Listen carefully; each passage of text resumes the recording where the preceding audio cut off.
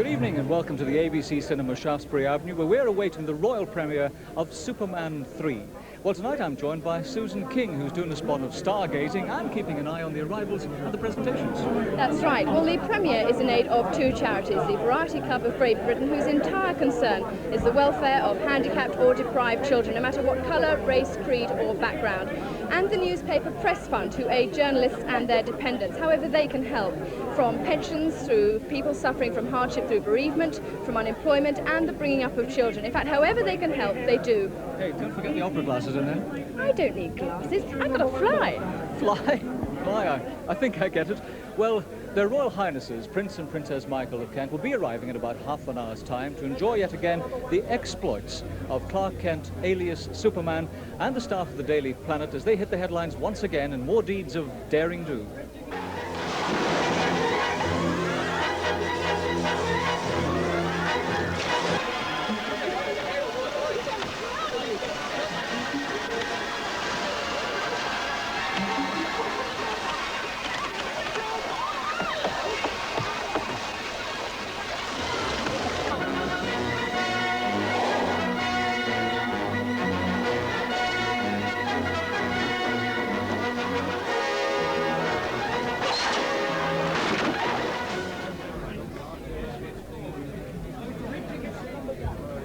Is it a bird? Is it a plane? No, it's the man himself, Christopher Reeve. Christopher, welcome. And can we start away from Superman for a moment?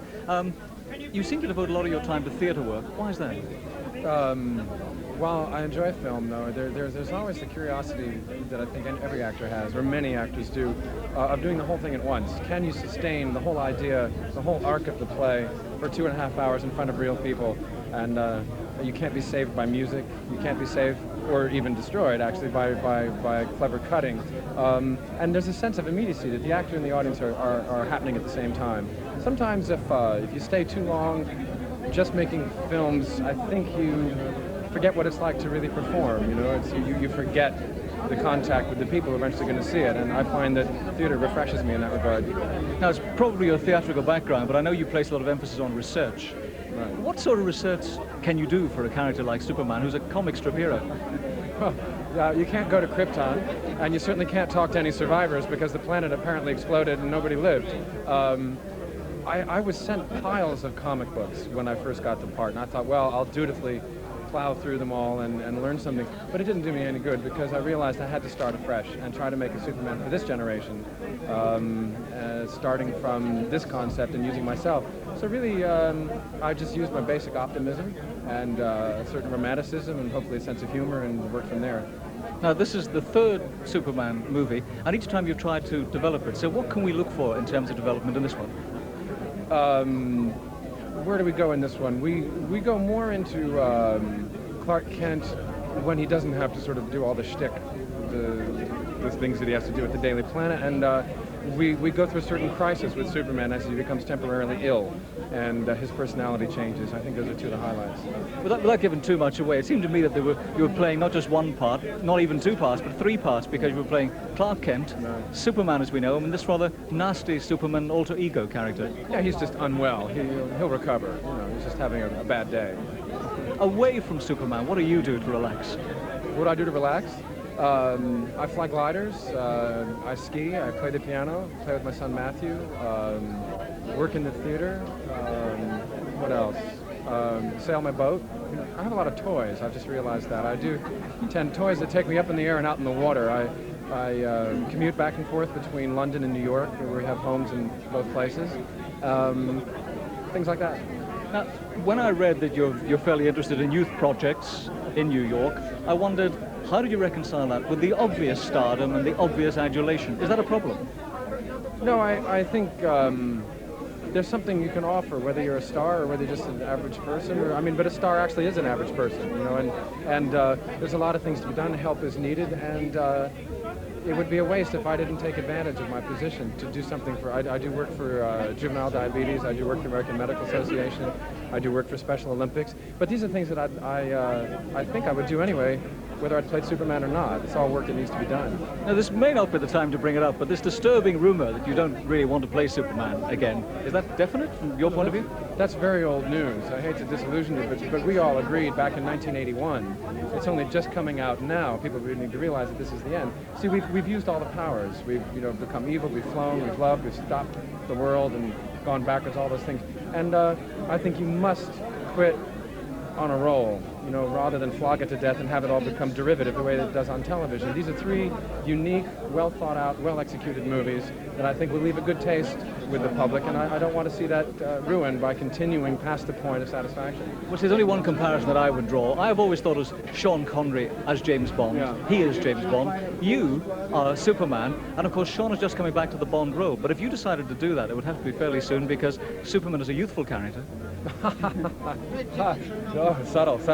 All right, yes, I'm getting too old for the part. No, it's not really that. It's just that we've done it. You know what I mean? And you're always looking for new things to do, new horizons. But this is a decision reached by the director, the producers, the writers, all at the same time. Is that let's not ruin a good thing.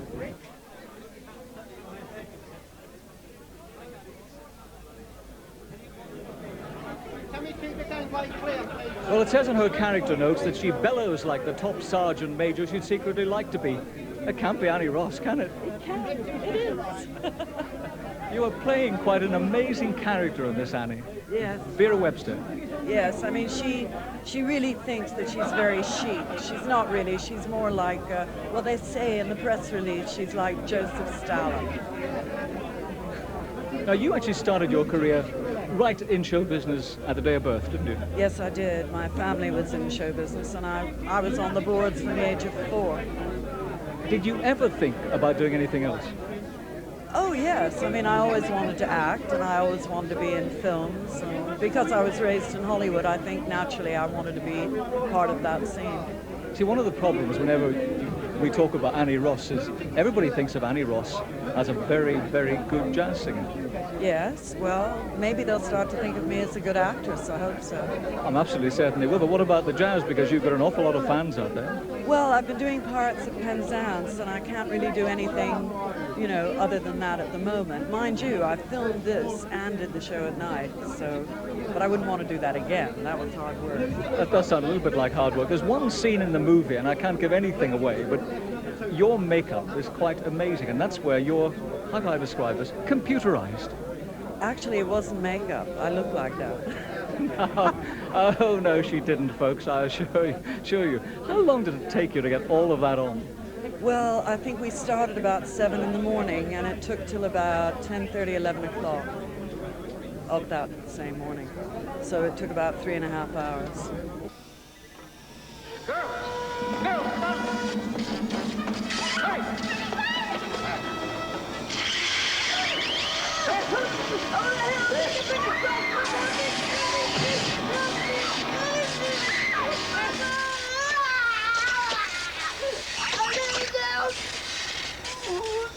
Yes? Oh my God.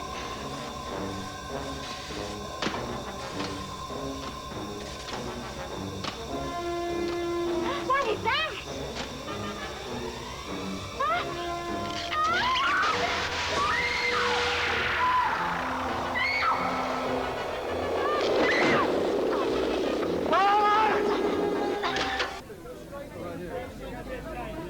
Well, he has been described as the Daily Planet's fearless flasher, but let me clarify that. He is, in fact, Clark Kent's photographer's sidekick, Jimmy Olsen or Mark McClure. Mark, were you a fan of Superman before you landed this role? Yeah, all my life. I always watched the old Superman movies. Oh, yeah. I mean, it was very easy to do Jimmy Olsen because I knew so much about him. Now, did you not want to play Superman? I wanted to play Superman, and there was a conflict in my size and weight. And I told him I can work out just like Chris did, but it was a little touchy, so I settled for the Jimmy Olsen role, which was fine. Can you tell us some of the other things that we might have seen you in over here? Well, Freaky Friday. That was the Jodie Foster. Jodie Foster movie with Walt Disney, and there was California Fever, a series that I did for a while. And now I'm kind of branching out and playing music. We got a band, Jimmy Olsen. And so maybe next time I come over, I'll have the music ready for everybody. It's quite interesting that both you and Christopher have got a strong interest in music. In fact, I'm not sure with you whether I put music as a first interest. I put, I like Superman as the first interest. I really like this whole project, and we're doing Supergirl now, and Jimmy Olsen's in that, and Lois Lane's younger sister Lucy Lane's in there, and it's getting better and better, and it's getting funner and funner. So it all continues. Well, we learn more of Jimmy Olsen in the Supergirl series. Supergirl, yeah, Jimmy's got a girlfriend, and yeah, he's on his own. He's away from the Daily Planet, and yeah, as these movies continue, it seems like Jimmy Olsen's more exposed, which is good. There's one part in tonight's film where you are involved in a fairly hefty stunt. Yes, it was a very hot stunt, actually. I just did a bit of the later part of the stunt, as you can see. But yeah, the stuntman who's always done all the Superman movies and he's doing Supergirl with me too. He got a little burned on that stunt, but he was okay, you know. It was very dangerous, and I love doing the stunts. I mean, with Supergirl, there seems to be a lot of action also, which I think everybody enjoys. Now, whereas sort of Christopher is very anxious to branch out and do varied work, is that the same for you? I would do super films, you know. If they always want me to come back, I will always do super films, because more Supergirl films or Super Dog films. Because I just really enjoy the subject a whole lot, and I love the characters. I think it's a real fun character to play. You can't fly by any chance? I can't fly, but I think by the time these sequels are done, I think Jimmy's going to have a couple tricks up his sleeve. I think you could well be flying high after Supergirl. I really hope so. Thank you very much indeed, Mark. Thank you very much. Thank you.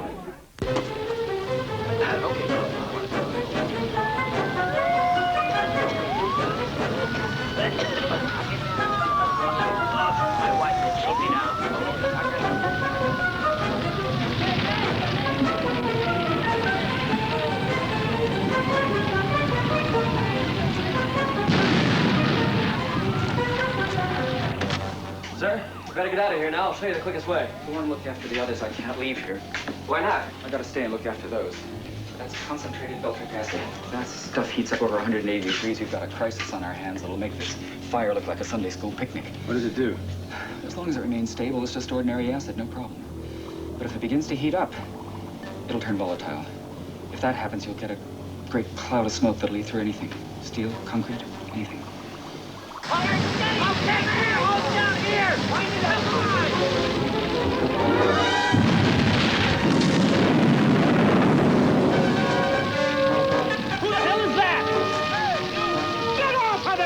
I'm just going to get a couple more shots.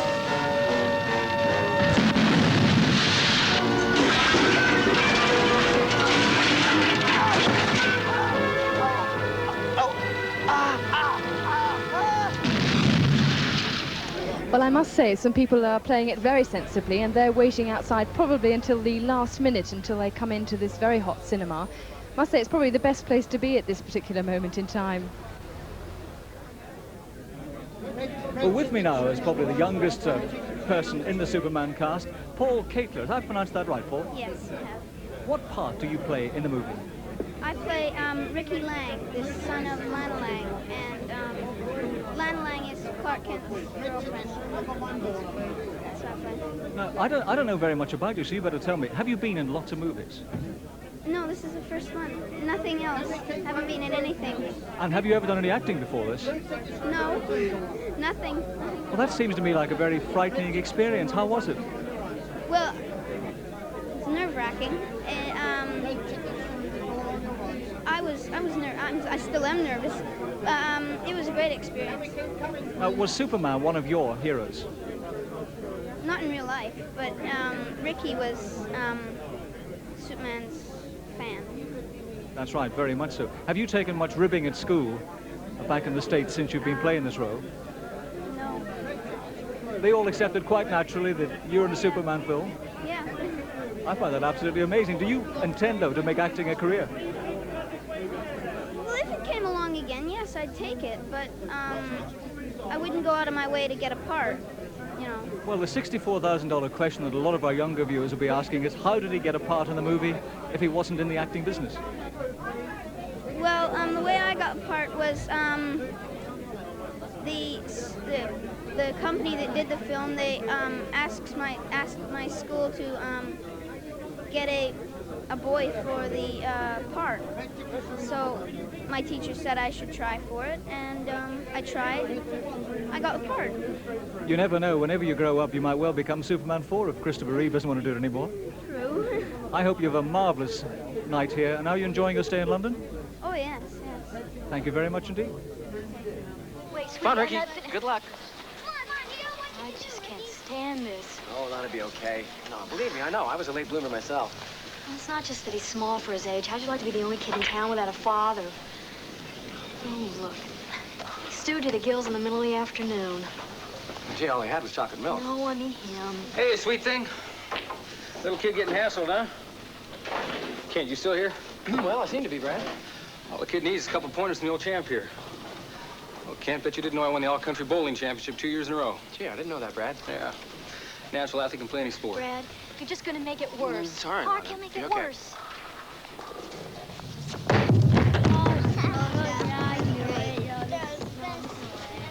You watch. He'll get a spare. Come on, Ricky. Hey, kid, look, you're holding it all wrong. Oh, Brad, show you how it's done. Brad? Excuse me. Say, Brad, I think maybe he'll be better off doing it his way. Well, for a guy who was lucky to be water boy in the high school team, you sure got a big mouth, Kent. Well, I just think maybe Ricky doesn't need a bowling lesson in front of all the other kids. He needs a man to show him. I think he's doing just fine on his own. Excuse me. Here you go, Ricky. And you give it your best shot. Okay? There you go. Oh, sorry.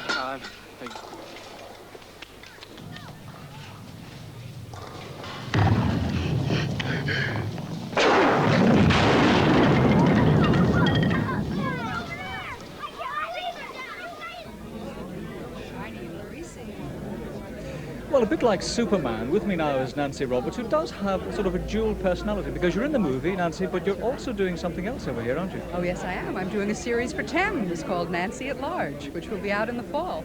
Now, what's that all about? Oh, that's me casting my observant New York eye on some typically British customs. You found a few, have you? I've found a few. How we buy our homes over here, how we spend our leisure time, several other things, but I'll keep you in suspense about those until the fall. Is our lifestyle then very different from that in America? It is very different. I think we believe that because we share a common language, more or less, that our lifestyle is the same, but it really isn't. I've lived here for many years, 14 years, so I've had time to note all of the differences.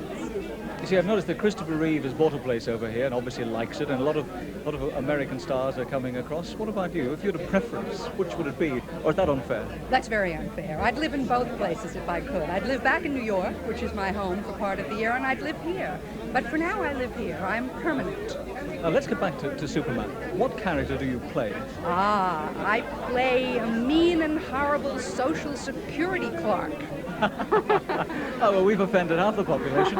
Right up my alley. Someone who won't give Richard Pryor his money because he's been out of work for too long. Is that the sort of part that you enjoy playing? Well, absolutely, because it's so different from the me that I am. No, it was fun. I had a good time doing it. It was new for me, and I loved it, yes. It's an interesting combination, this sort of presenting television programs in a sort of a presenter, reporter, interviewer vein, and being an actress. Do you have a preference where that's concerned? Well, I started as an actress, really. I only got into television because I was very lucky, I think. I do not have a preference, not yet. I'd have to do a bit more of both to see if I'm going to choose one or the other. For the moment, I like them both. Nancy Roberts, I assure you that if I ever have to collect the dough, I will avoid you like the plague. Thank you, Nancy. Thank you, Peter.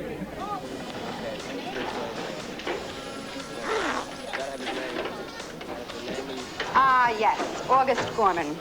Have you looked for work this week, Mr. Gorman? Yes. What kind? Kitchen technician. Dishwasher? Any luck? No, but... Mr. Gorman, according to our record, you've been unemployed for 36 weeks. No, it's 35. Not counting this week.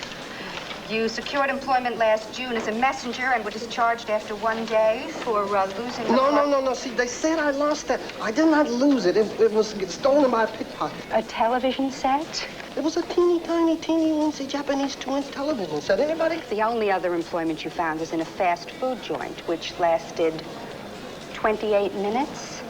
Well, that's some kind of record. Talk about fast. Well, you know, those people are crazy. They expect you to learn that stuff in one day, right? I mean, like, hold the lettuce, hold the ketchup. Can I have some sauce, please? I don't want any sauce. Mr. 2 Gorman. buns, no buns, some cheese, no cheese. Mr. Gorman, the city of Metropolis is generous to a fault. But I'm not the fault. 36 weeks of chronic unemployment, 36 weeks of living off the taxes of hard-working citizens. Do you know what you are? Don't call me a bum. I'm not a bum. You are, I was about to say, no longer eligible. Which has been described as blonde bombshell, breathtaking figure, genius IQ. It's got to be Pamela Stevenson. And I haven't even got to the character you play, Lorelei Ambrosia. Lorelei Ambrosia, yes. But she's not like that at all, Pamela. She's really quite smart. She hides it a lot. And Ambrosia, I had to refer to the old dictionary, was the foot of the gods, the Greek gods, that kept them, what, young forevermore? And the goddesses, yes, kept them young forevermore. Whenever you come to something like a part like this in Superman, do you see this as a character part or a comedian part, a comedy part? Both. I mean, it's a character part because it's nothing like me, personally, and it's a comedy part because there's lots of comedy in it. I mean, it's quite a funny part. So it was great. But see, everybody here knows you, obviously, the fame of not the 9 o'clock news, and I suppose in trying to type people, which we tend to do, we think, is Pamela Stevenson a comedy actress, a comedian, or a subtle combination of both? Yes. I'm glad I asked that question. Very much so. A bit like Annie Ross, you too were playing a double role during Superman, weren't you? Yes, we were both appearing in Pirates of Penzance at night, so it was quite it was difficult to get enough sleep, actually, because we were at the studio at about 6 in the morning and didn't come down, the curtain didn't come down at night until 10:30, so it was a race. I used to race out of the theatre and my dresser used to grab my clothes off me and I used to throw the wig on the floor as I ran towards the door, and someone used to come make my breakfast in the morning so I could eat it on the way to the theatre. Yes, I've got someone who makes my breakfast in the morning. It's the advantage of being married, really, I suppose. You trained as a very sort of serious actress in Australia. You toured Europe, looking at acting in Europe, and here you are. You've been reading the paper. I know I have. I hear you are sort of playing very sort of flippant parts and light parts. Is that you? Oh yes, much more me than the serious stuff. I'm not into all that at all. It's not me. I don't know, I can imagine 1 or 2 Shakespearean roles I can see you in. Only if they had comedy in them. I'm very bad at ordinary. I mean, I'd be a terrible tragedian. See what I mean? I'm glad you had to say that, and not me. If you had a choice between the stage and cinema and television, do you have a preference? It's terrible. Nobody can ever answer that question. I'm so fickle. I like one. If I've been doing a lot of theatre, then I'm dying to do a TV part or something. If I've been doing a lot of television, I'm dying to do a film part. I just have a low threshold of boredom. It's as simple as that. I enjoy them all. I hasten to add, I'm not trying to send you back to Australia, but it seems to me that the film industry is so vibrant there. I know, it developed after I left, you see. This is the important thing. I left and it flourished. I cannot believe you're claiming credit for that. Will you ever return there and either live there, be domiciled there? I'm asked to do films there from time to time. I just haven't had a chance to do one yet, but one day I would like to. What is the next part that awaits you? I'm going to do something which hasn't been announced, so I can't tell you about it, and I'm also planning to do some stage work.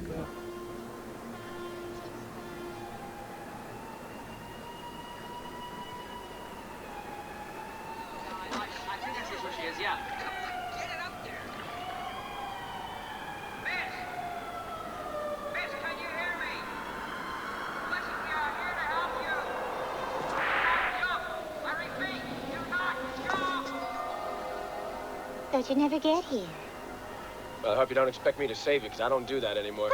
Don't worry. I'm long past saving.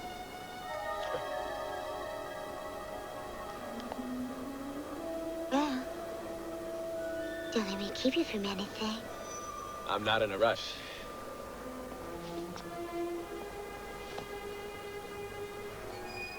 What did you have in mind? Lots of things. Oh, yeah? Ooh. If you'll just do me one little favor first. What's that? Well, see, there's this little boat, and it's not going where it's supposed to go, and...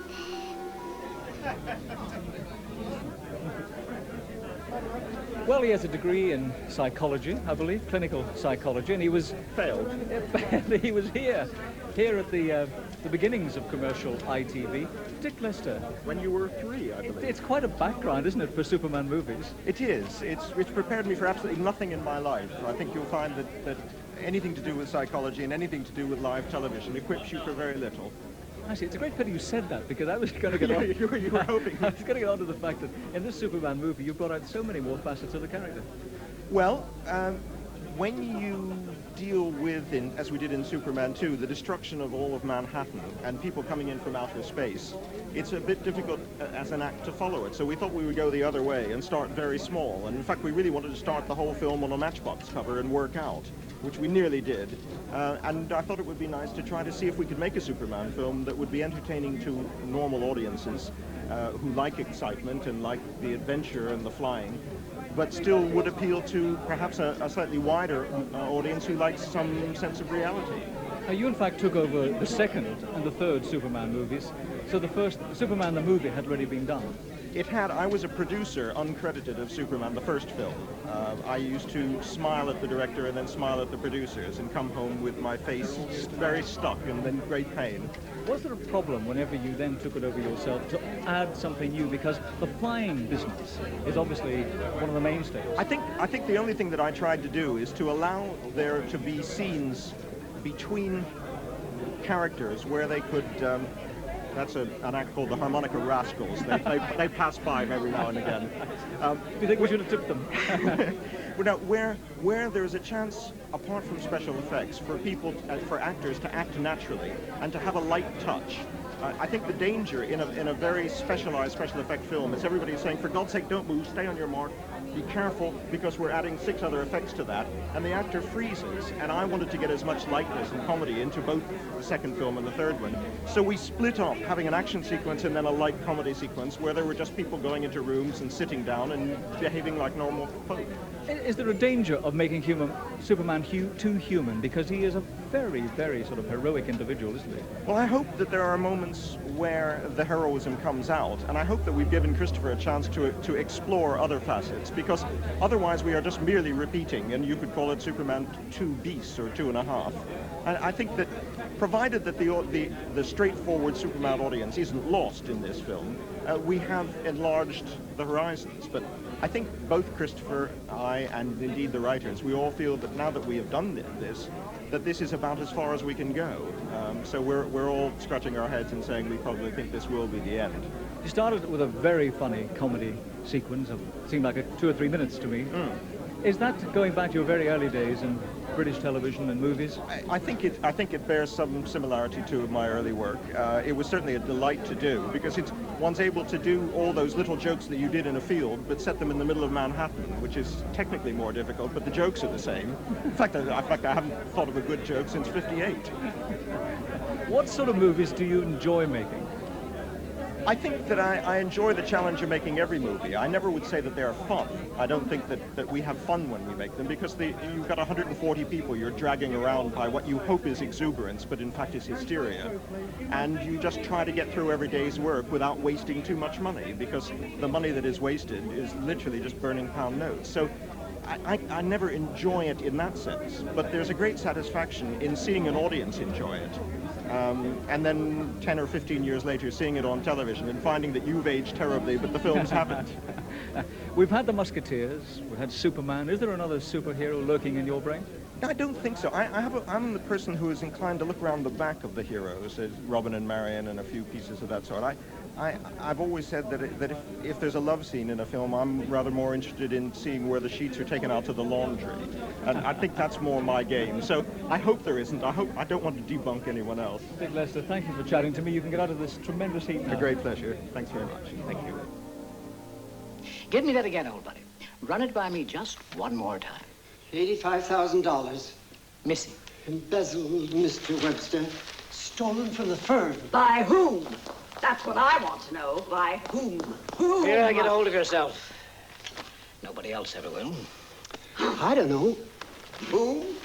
In the old days, it was simple.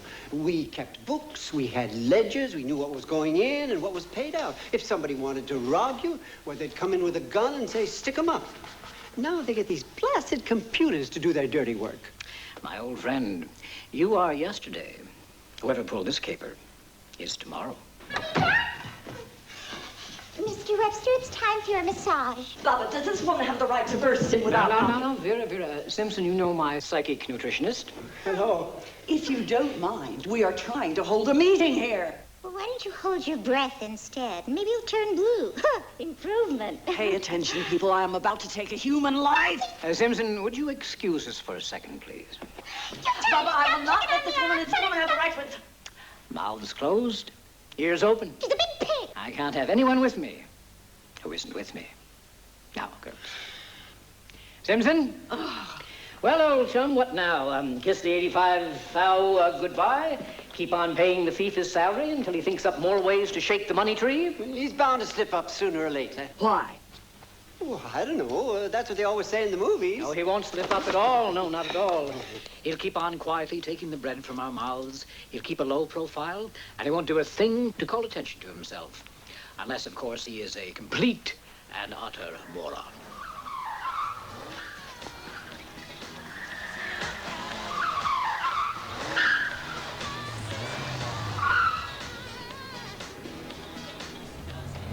Here we can see the royal car arriving with the royal couple, His Royal Highness Prince Michael of Kent and Princess Michael of Kent. The doors are being opened and the crowds are looking on, obviously very pleased to see this delightful couple arrive. To meet them, we have Tom Nicholas, Robert Webster, Sir Hugh Dundas and Robert Shapiro, and they'll be introducing themselves to her right now. The princess looking absolutely delightful in a silk. The princess looking delightful in a silk outfit down to the ground and a 3/4 length silk jacket, and of course the diamonds and sapphires that go to make up a beautiful lady. Now she's meeting Tom Nicholas, who is one of the 4 to be welcoming Prince and Princess Michael of Kent to the ABC Cinema, and he's the chairman and managing director of Columbia EMI Warner Distributors. Robert Webster, another of the 4 to greet the royal couple, he's also a member of the club's executive board, the Variety Club that is, and was also its chief barker in 1981. Sir Hugh Dundas there, and Jarvis Astaire, a well-known character in the Variety Club. At present he is the chief barker and he'll hold that post until 1984. And there they are meeting the present people. First of all, she's meeting Robert Shapiro, first to be presented to her Royal Highness Princess Michael of Kent. Then she's going on to Richard Fox, the Vice President of Sales for Warner Brothers International. And his responsibilities embrace the whole of the international market of Canada and the United States. Obviously a delighted Richard Fox there smiling. Dune Campbell, another member of the party to greet the royal couple. He's the chairman of the council of the Newspaper Press Fund, and he was editor-in-chief of Reuters and then moved to a public relations position under Lord Barnston at United Newspapers.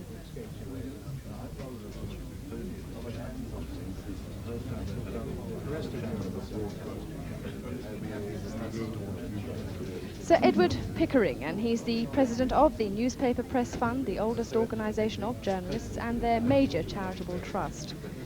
Princess moving up the line now.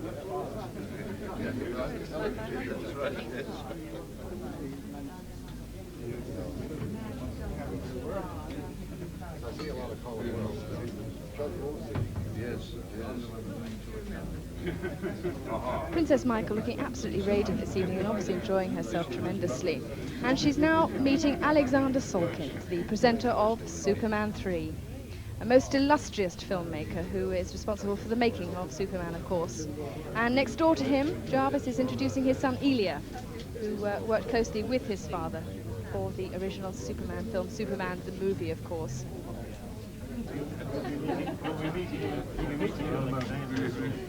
Prince Michael talking to Alexander Salkind. Very good. How long will it take?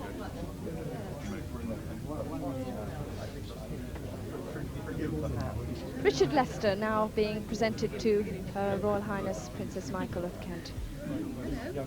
The director of Superman 2 and now 3. He spent 22 years in the film industry. Paul Cathler, who plays Ricky Lang in the film Superman 3. Prince is talking to Ilya Salkind, as I say, the son of Alexander Salkind. It's really the culmination of 4 to 5 years' work to get the Superman films on the road. Mark McClure, who plays Jimmy Olsen in the film, the photographer.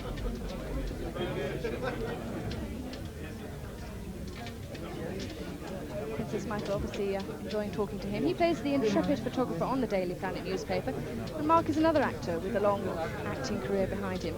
And of course, Annie Ross, the famous jazz singer, of course, had a long career in show business, most recently appearing in Pirates of Penzance. She now lives in London, but I gather she enjoys escaping to the Scottish Highlands to pursue one of her greatest loves, and that's fishing. Next door to her, about to be presented to the royal couple, Pamela Stephenson, of course. She needs no introduction, I'm sure. Looking absolutely devastating in a pink dress, which is quite revealing, and obviously very good for this sort of weather too. Totally unpredictable, but very talented lady.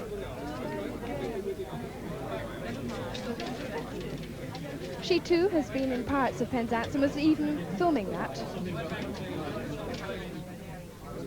And here is the Prince talking to Richard Lester, the director of Superman 2. And now the star of the films, Christopher Reeve, talking to Princess Michael of Kent. Very handsome man, accompanied tonight by his girlfriend Gay Axton. Before Superman, he was really a relatively unknown actor, but suddenly when Superman the movie appeared in our cinemas, he achieved international stardom. An interesting point here, Christopher not only flies in the guise of Superman, but he's also an accomplished pilot. Prince Michael talking to Annie Ross, someone who we can claim to actually be British born and bred. In the film, she plays the part of Ross Webster's demanding and rather overpowering sister, Vera. Now the presentation of the bouquet to Princess Michael of Kent. And we have a little girl. There are 2 little girls, in fact, Naomi Goodman, I understand, and Catherine Gorman. And they are daughters of people who are both prominent members of the Variety Club of Great Britain. Well, as the royal party take their seats for the European premiere of Superman 3, it's good night from Susan and me. We leave you with a last look at the film with Christopher Reeve and Richard Pryor winging their way through the wonderful world of Superman. How you doing there, Gus? Please don't talk to me. I'm having enough trouble just hanging on. Okay, well, go slow. You're perfectly safe. I'm not going to argue with you. I mean, any man who can trick my machine can do anything. How did you beat my defenses? Well, those defenses are pretty good as long as the machine doesn't know it's in trouble. This time it didn't see the danger. I just went in there with a plain old can of acid. The machine didn't know that when that stuff gets hot enough, it'll eat through anything. Watch the trees. I guess it died of acid indigestion. But what's going to happen to Rasta Boss and the other 2 ladies? Well, they're going to have to see the police now. It's not your problem anymore. Whoa! Are we metropolis yet? Nope. Just going to make a little stop right over there. Ooh, oh.